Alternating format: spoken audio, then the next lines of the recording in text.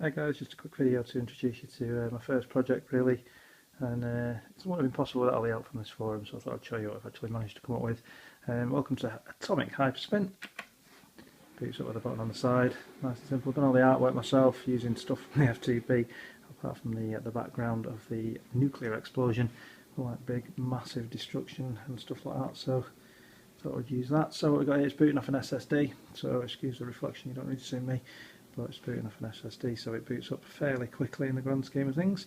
Everything else, Hyperspin stuff, is running off a 1.5 terabyte drive, which is more than adequate really for what I'm using. So what we've tried to do is skin it all as much as possible in the background so the wallpapers all match the design of the actual cabinet.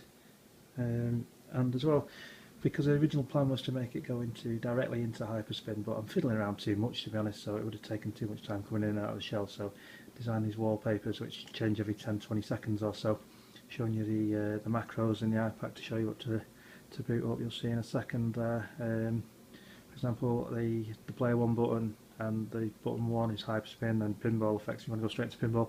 Jukebox for 3. Volume over there is up and down, simple enough. Hyper search is the player 1 button, and the hyper search button on player 2 there. And to show you, as I say, the volume is there. It's just simply an up and down of the back top joystick, nice and simple. The idea behind those really is so I can sit down and I don't have to keep getting up to show people how to turn the thing on, because it's going to be slightly annoying, because they obviously won't know as much about it as I do, although I've got the worst memory in the world as well, so it does remind me, which is for hyper search and stuff like that. So if I get straight there, I'll just rotate and forever. I can add as many of them in as I want, and like I say, it all matches nicely. Up behind the marquee, you can see it's slightly lit. It's not lit well enough yet, but there is a red light in there, and also the speakers are in there as well. So if you want to load Hyperspin, just add simple macro on there. Welcome to Atomic Hyperspin.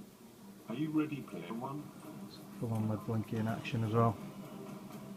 Quick intro video to sell stuff.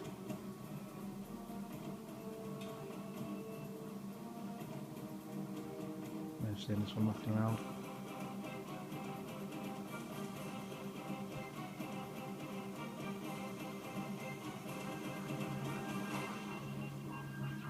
Hyperspin.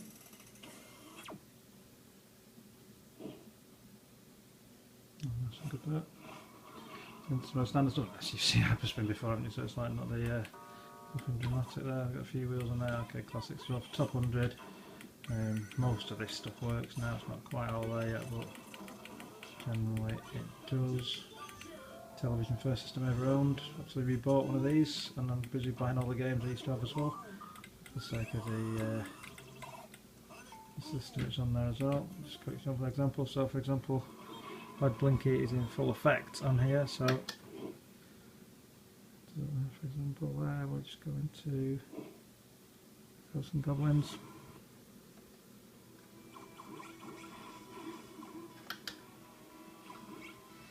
Ghosts and Goblins. Controls.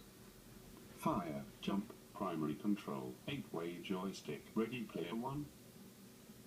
And then went straight into the game. One of the reasons I went for the blinky is because my memory is so terrible I can't remember the buttons anyway, so it's by and large straight into the game there, no worries. There we go. Ghosts and Goblins and whatever you want really from there on in. So you get favourite buttons and genres as well, just tucked up there. Again, all the screens kind of matching with the general flow of the system.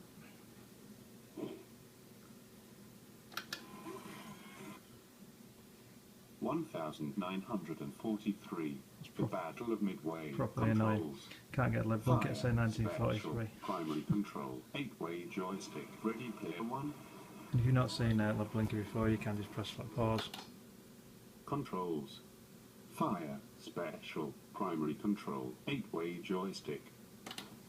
I'll tell you the joysticks. Take things at any point. Hyper pause, just simply hold the pause button which side on. So that's all in there as well. And then run to the game really, pretty much.